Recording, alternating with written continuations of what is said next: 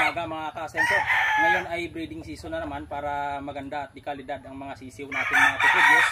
Ang amin pong ginagamit sa bago po kami mag-breeding ay El Toro at Egg 1000. Ito po yung Egg 1000.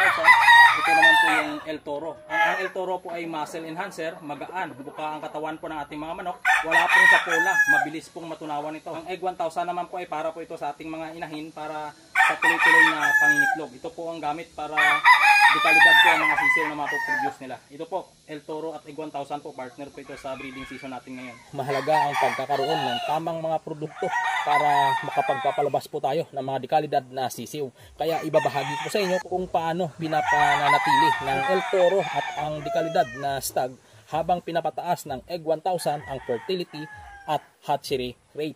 Ang El Toro at ang Egg 1000 mga ka-asenso ay mahusay na pares para sa ating breeding. Pinapanatili ng El Toro ang dekalidad na stag o yung ginagamit po nating ganador para sa ating pagbibreed o pagpaparami ng ating mga sisiw. Habang sinisigurado naman ng Egg 1000 ang pinakamahusay na dekalidad na mga sisiw. Bakit El Toro ang ating gagamitin mga ka-asenso? Ang El Toro po ay para po ito sa pagbuka ng katawan ng ating stag, magaan sa pakiramdam sa tulong ng L-carnitine at amino acids. Parang katulad ito sa katawan ng isang boksingero. Ang purpose po ng El Toro sa ating stag, pinapabuka nito ang katawan ng ating mga manok na magaan sa pakiramdam. Dahil po yan sa L-carnitine, mabilis matunaw ang taba. Yan po yung walang sapola. Ang sapola po ay yung mga excess fats sa ating mga stag o panglaban na mga manok. Dahil may amino acids po ito, para po ito sa muscle builder. Ganadong-ganado po ang ating ganador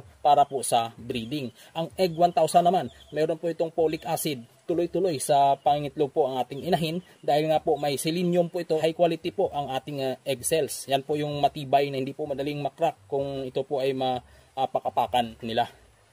Paano po gamitin ang El Toro at ang Egg 1000? Ang El Toro po, 3 tablet per week po ang paggamit nito kung pangit po yung katawan ng ating ganador o yung ating stag. 2 tablet naman per week for conditioning po yan at 1 tablet naman per week for monthly maintenance naman ng ating stag or ating ganador. Ang Egg 1000 naman po para sa ating inahin, ihalo lang po natin yung 5 grams sa 1 kutsarita ng Egg 1000 sa 1 galon ng tubig. Yan po yung 3.75 liters. Yan po yung ipainom natin sa umaga. At ang the best po dyan, gumamit po tayo ng Vitamin Pro powder sa hapon. Ganon din po, pwede po natin bigyan yung ating ganador o stag ng Vitamin Pro sa hapon naman. Ayan po, ito po ang ating partner sa pagpaparami ng ating manok. Ito po yung El Toro. Para po yan sa pagpabuka ng katawan, magaan sa pakiramdam. Parang ang katawan po nito ay parang katulad sa isang boksingero po kapag nakagamit po tayo ng El Toro. Ang Egg 1000 naman, ito po yung tumutulong naman sa ating hen para mas mapaganda po at dekalidad ang ating mga sisiw.